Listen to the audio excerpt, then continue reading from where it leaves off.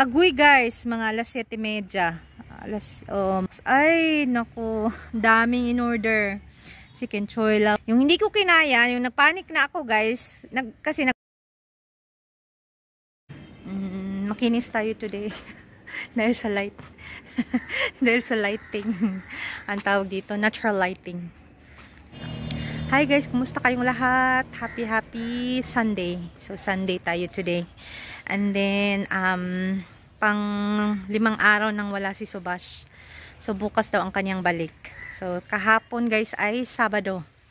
Alam nyo ba na ayan, mga bandang alas 4, alas 3, alas 4 may isang grupong nagiinuman. So carry lang. Inuman sila.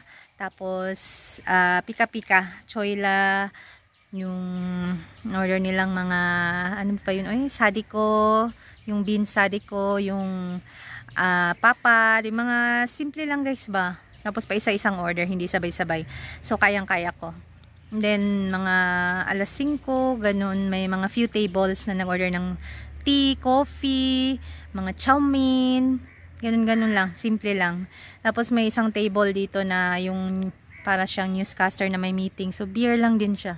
So alam nyo ano, maganda yung ganung beer na order. Tsaka medyo okay din ang profit guys ng talagang liquor guys. And then today pala nag-check out ang ating dalawang room. So masaya.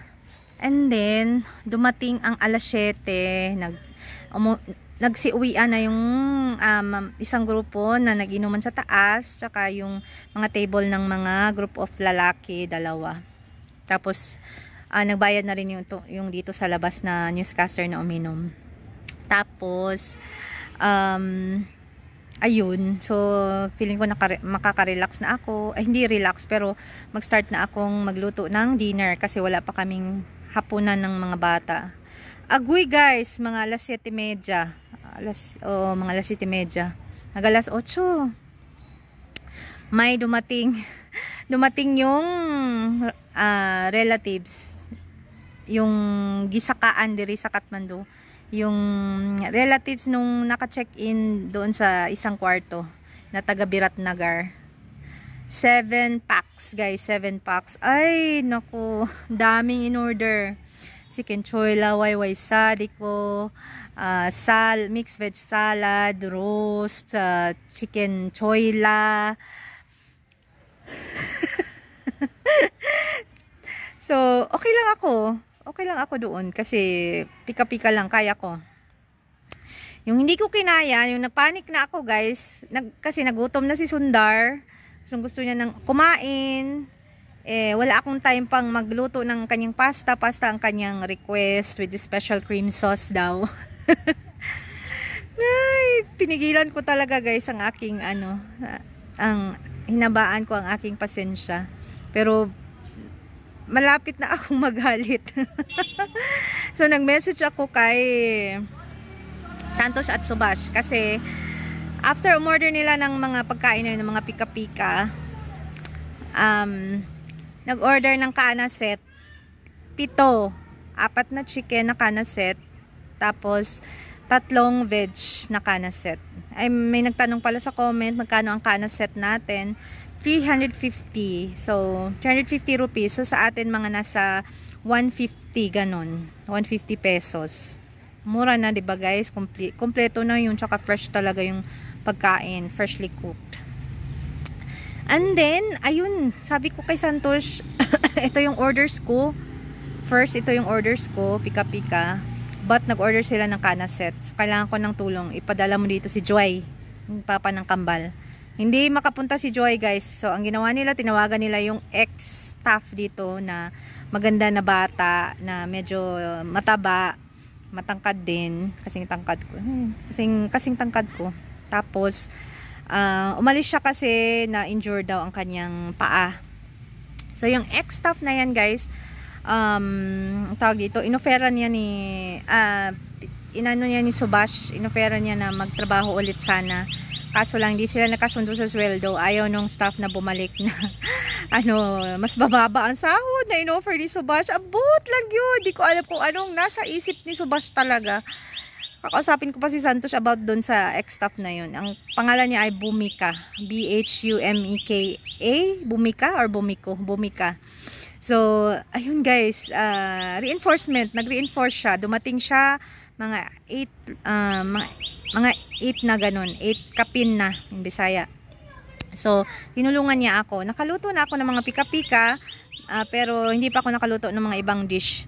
Yung chicken choila siyang gumawa, tapos yun lang. Natapos ko naman na lahat. Tapos nag-order sila ng mixed vegetable salad. Yung kinakat lang na carrots, radish, at saka cucumber guys.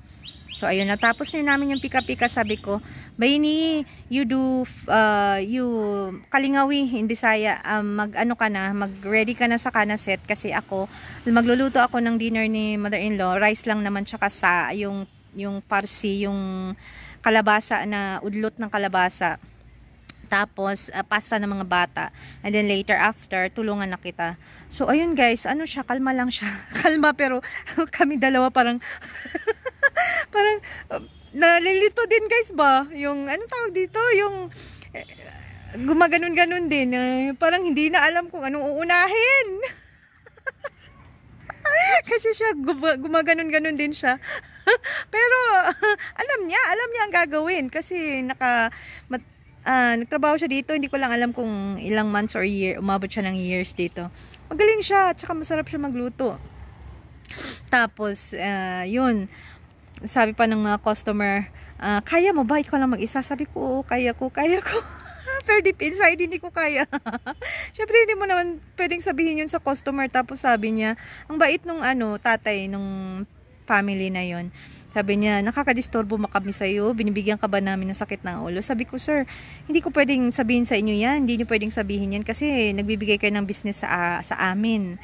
So, ayun guys, nakaluto kami ni Bumika. Natapos alas 11 na. Alas 11 yun, umuwi siya. So ako nagpatuloy. In-arrange ko lang yung mga plato. Naglinis lang ako ng konti. Tapos yun na, natulog na kami ni Sundar. And then, ayun guys, ang bill nila ay umabot ng halos 11,000. Kasama na yung room. So, ayun. Pag mag-isa, mahirap. Kasi malaking grupo. Kaya ko sana kung hindi siya malaking grupo guys. Walang problema. Pero pag malaking grupo, dun ako talagang magpapanik na. Kasi ako na mag-isa. Pero pag may kasama, chill lang tayo dyan. Kaya natin yan. But worth it. Fulfilled guys. So, kausapin ko si Santos kasi ang gustong sahod ni Bumika ay medyo mataas sa naging dating sahod niya. Mas mataas kay Susmita. So, tingnan natin.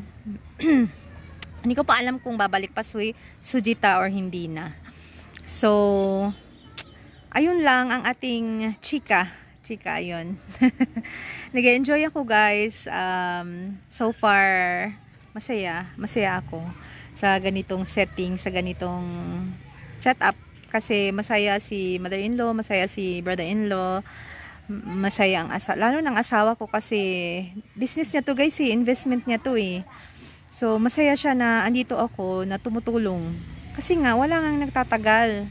Si brother-in-law lang nagtagal. Tsaka ngayon, medyo may sistema na. Hindi gaya dati na hindi ko ma-imagine guys kung ano. Kasi mas busy sila dati eh. Mas malakas ang Berchayala dati kaysa ngayon. Dati, buong area na yan guys. Buong area na yan. May lumilipad na college dyan. Maraming college. Ngayon, wala na. Konti na lang. So, humina ang business. Pero, kailangan magpatuloy. Kailangan lang ma-improve. Kailangan mag-innovate, no? Kailangan continuous ang ating pag-isip kung ano ang dapat gawin ng mga new things. So, ayun. Naka 9 minutes na ako, guys. So, yun lang ang aking chika. Wala masyadong video kasi super talaga, guys. Super. So, na-busy talaga ako, guys. Na wala nang time talaga mag-video, tsaka chaos ang kusina. Chaos, pero carry lang. So, ayun. Ganun siguro talaga ang business. So, sabi ko, minsan lang naman to, hindi naman to araw-araw. Kayang-kaya. So, ayun, kinaya natin. Kakayanin, no? In the future. Ngayon, bukas, at in the future, kakayanin natin. So, ayun lang guys. Maraming salamat sa inyong walang sawang suporta. Bye-bye for now. See you on my next vlog. God bless everyone. Bye guys!